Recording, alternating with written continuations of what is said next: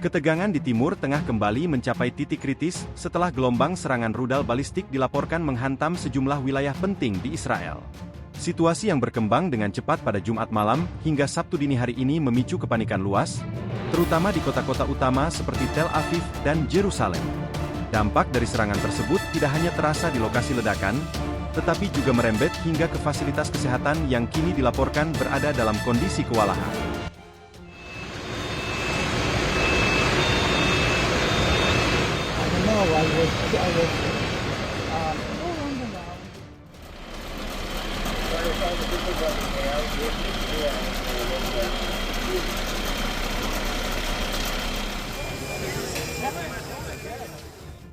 Laporan yang beredar menyebutkan bahwa sejumlah rumah sakit di wilayah tengah Israel mengalami kepadatan ekstrim di unit gawat darurat.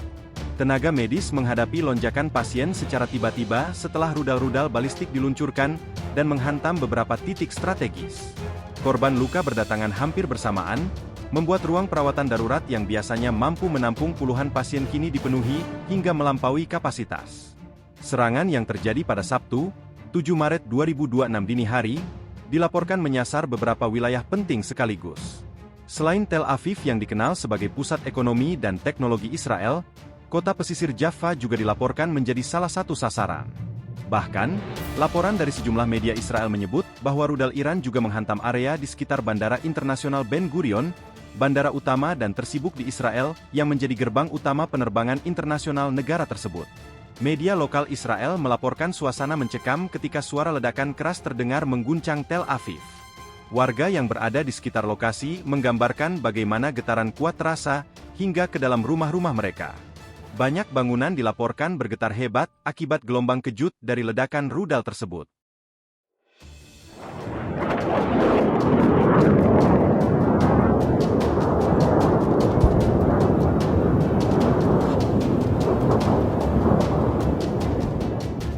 Salah satu media televisi utama di Israel menyebut bahwa beberapa ledakan terdengar hampir berurutan.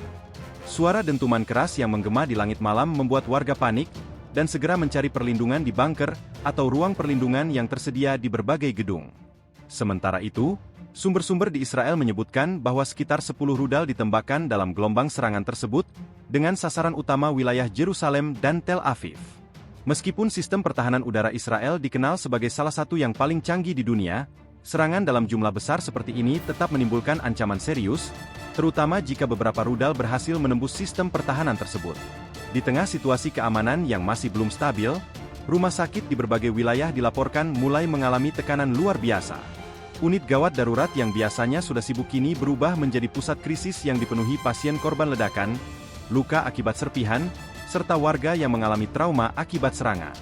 Media berbahasa Ibrani melaporkan bahwa tenaga medis bekerja tanpa henti untuk menangani korban yang terus berdatangan. Beberapa rumah sakit bahkan dilaporkan harus membuka area tambahan untuk menampung pasien karena ruang perawatan utama sudah tidak mampu menampung jumlah korban yang datang secara bersamaan. Namun di tengah tekanan tersebut, muncul pula laporan mengenai insiden yang menunjukkan betapa tegangnya situasi di lapangan. Dalam sebuah kejadian yang dilaporkan oleh media lokal, seorang pendamping pasien diduga mengambil senjata api pribadi milik seorang dokter di rumah sakit. Orang tersebut kemudian dilaporkan mengancam tenaga medis agar segera memberikan penanganan kepada pasien yang mereka dampingi.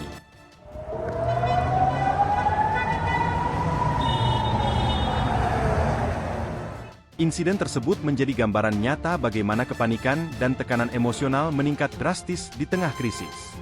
Banyak keluarga pasien yang datang dalam kondisi panik dan takut kehilangan orang yang mereka cintai. Ketegangan ini membuat situasi di rumah sakit menjadi semakin sulit dikendalikan. Tenaga keamanan rumah sakit dilaporkan segera turun tangan untuk mengendalikan situasi tersebut dan mencegah insiden lebih jauh. Meski demikian, kejadian ini memperlihatkan betapa besar tekanan yang dihadapi oleh sistem kesehatan di Israel dalam menghadapi dampak serangan rudal. Di sisi lain, informasi mengenai jumlah korban hingga saat ini masih sangat terbatas. Otoritas Israel dilaporkan menerapkan sensor ketat terhadap informasi yang berkaitan dengan korban jiwa, jumlah luka-luka, maupun tingkat kerusakan yang terjadi akibat serangan tersebut. Kebijakan sensor ini bukanlah hal baru dalam situasi konflik. Pemerintah Israel seringkali membatasi penyebaran informasi sensitif yang berkaitan dengan keamanan nasional, terutama ketika serangan masih berlangsung atau ancaman lanjutan masih mungkin terjadi. Di Tel Aviv sendiri, kehidupan warga dilaporkan berubah drastis sejak sirene peringatan serangan udara kembali berbunyi. Banyak warga yang memilih tetap berada di dalam rumah atau di ruang perlindungan untuk menghindari kemungkinan serangan lanjutan. Bandara Ben Gurion yang menjadi salah satu target juga dilaporkan sempat mengalami gangguan operasional. Sebagai bandara utama Israel, setiap ancaman terhadap fasilitas ini tentu berdampak besar terhadap mobilitas warga maupun aktivitas penerbangan internasional. Beberapa laporan menyebutkan bahwa sistem pertahanan udara Israel diaktifkan secara penuh untuk mencegat rudal-rudal yang masuk. Langit di atas Tel Aviv dilaporkan dipenuhi cahaya dari sistem pertahanan yang mencoba menghancurkan rudal sebelum mencapai target.